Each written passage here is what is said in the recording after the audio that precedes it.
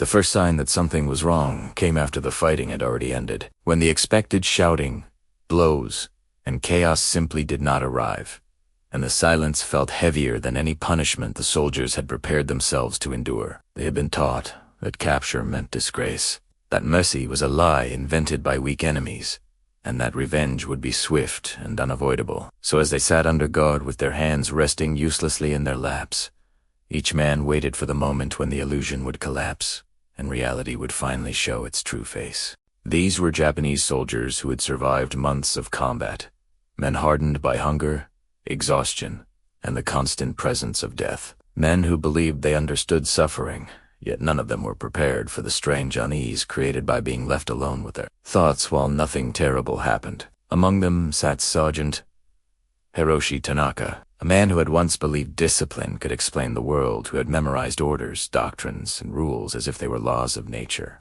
and who now found himself struggling to understand why the enemy in front of him was not behaving according to anything he had been taught. Before the war, Tanaka had lived an orderly life shaped by expectations and duties, studying technical manuals, believing in progress, believing that loyalty and obedience would lead to honor, and believing that enemies were defined by cruelty rather than circumstance. During the conflict, he had repeated the same lessons to younger soldiers, warning them that Americans would torture prisoners, strip them of dignity, and use pain as entertainment, not because he had seen it himself, but because the system he trusted told him it was true. Now sitting in captivity, Tanaka waited for those lessons to become reality, telling himself that calm behavior from the enemy was only the opening move of a more elaborate punishment, a way to lower defenses before the real cruelty began. Instead, what he observed unsettled him in ways that physical violence never could, because the American soldiers guarding them spoke in normal tones, moved without aggression, and treated the situation like routine work rather than a moment of revenge. When one of the prisoners swayed and collapsed from dehydration, Tanaka expected laughter or indifference. But what he saw instead was an American medic kneeling beside the fallen man, checking his pulse, lifting his head carefully, and offering water without hesitation or comment. This moment did not bring relief. It brought confusion, because kindness was not part of the mental script.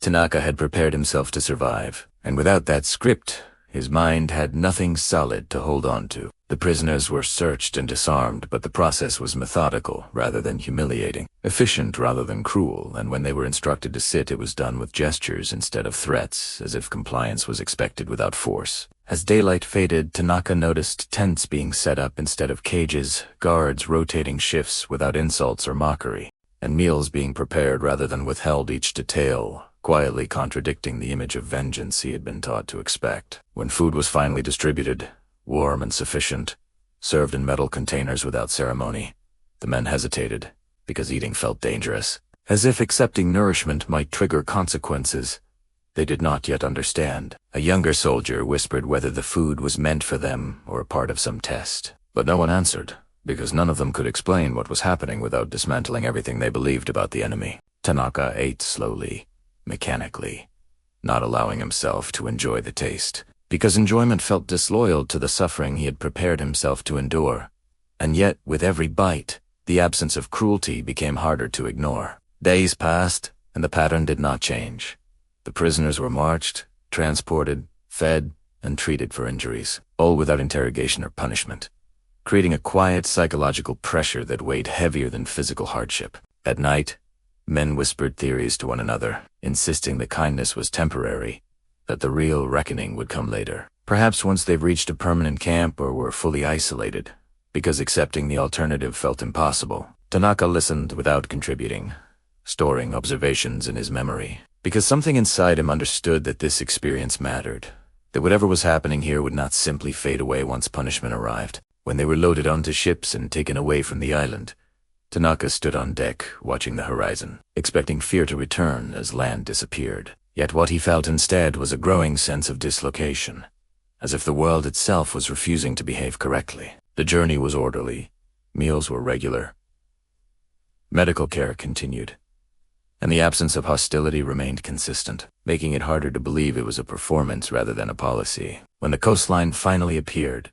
Tanaka saw harbors filled with ships, cranes lifting cargo, civilians moving freely, and infrastructure operating at a scale that suggested abundance rather than desperation, a sight that unsettled him deeply. He had been taught that the enemy was collapsing, that their society was rotting from within. Yet here was evidence of stability and organization existing alongside a war being fought across oceans. The prisoners were transferred onto trains, not packed into dark freight cars, but seated with windows that revealed farmland, towns, and daily life. Continuing uninterrupted, each passing mile, eroding the mental barrier Tanaka had built between enemy and human. He saw families walking near stations, children holding food, workers reading newspapers, scenes so ordinary that they felt surreal to men whose own homeland was being consumed by shortages and destruction. By the time they arrived at the camp, Tanaka had rebuilt his emotional defenses, convincing himself that the journey had been a prelude, that real suffering would begin behind fences and guard towers. The camp looked exactly as he expected from the outside.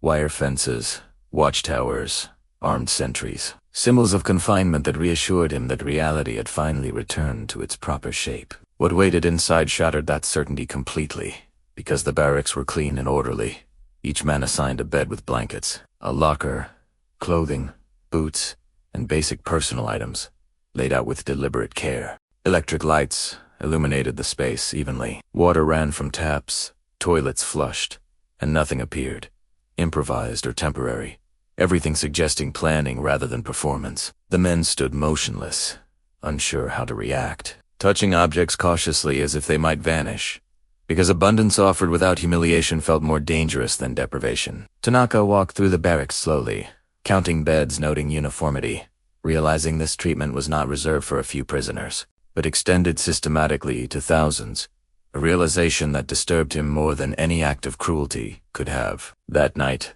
lying awake beneath a blanket he had not earned through suffering, Tanaka listened to quiet sobs and whispered prayers, each sound carrying the weight of families back home who lacked even these simple comforts. He felt something inside him begin to shift, not collapse, but fracture. As the certainty that had guided his loyalty and obedience weakened under the pressure of lived experience, the enemy he had prepared himself to face did not exist in the form he had imagined, and that realization frightened him more than violence ever could, because it suggested that the war itself might have been built on assumptions that could no longer survive contact with reality.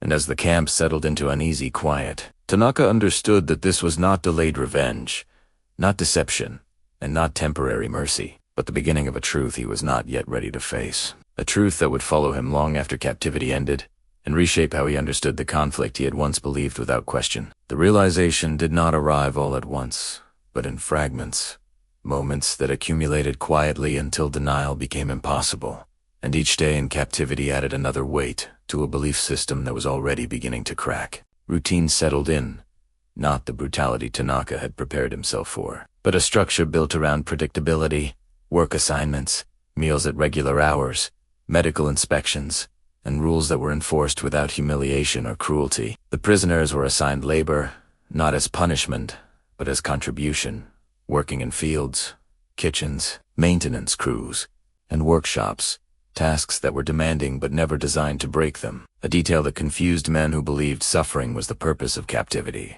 Tanaka found himself repairing equipment alongside American soldiers who spoke casually, complained about the heat, joked about home, and treated him less like an enemy and more like a temporary coworker under supervision. At first, this behavior felt insulting in a way. Violence never could, because it denied him the dignity of hatred, and he struggled with the idea that his presence did not inspire anger or revenge. Medical care continued to unsettle him most because injuries that had been ignored for months during combat were examined carefully, treated methodically, and followed up without judgment, forcing Tanaka to confront how little value his own military system had placed on individual lives. Letters were permitted, censored but delivered, and when Tanaka received his first response from home, describing shortages, bomb damage, and quiet despair, the contrast between his confinement and his family's suffering became almost unbearable. He lay awake at night wondering how it was possible that a defeated prisoner could be safer and better fed than civilians in the nation he had sworn to protect,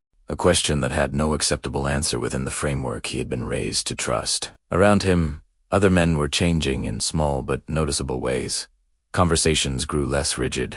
Ranks mattered less. and whispered discussions shifted from how to endure punishment to how to understand what they were witnessing. Some prisoners resisted the change fiercely, clinging to the belief that kindness was manipulation, that gratitude was weakness, and that accepting humane treatment meant betraying the sacrifices of those who had died. Others, especially younger soldiers, adapted more quickly, learning English phrases, observing American habits, and asking quiet questions about life beyond the camp, questions that would have once been unthinkable. Tanaka remained cautious, aware that understanding did not erase responsibility, but he could no longer deny the evidence accumulating around him. Evidence that contradicted everything he had been told about the enemy's moral collapse. One afternoon, during a supervised outing for labor, Tanaka noticed American civilians passing nearby.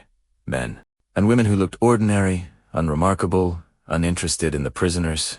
People living lives untouched by hatred.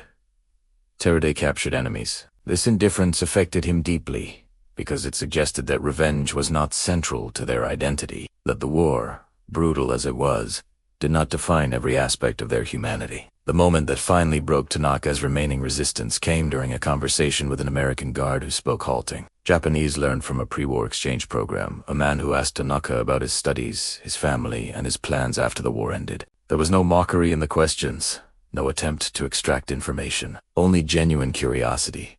And when Tanaka struggled to answer what he would do after returning home, the guard simply nodded, as if uncertainty were universal. In that moment, Tanaka understood that the reality he feared most was not torture or punishment, but the realization that the enemy was not the monster he had been taught to hate. This understanding did not absolve anyone of guilt, nor did it erase the suffering caused by the war.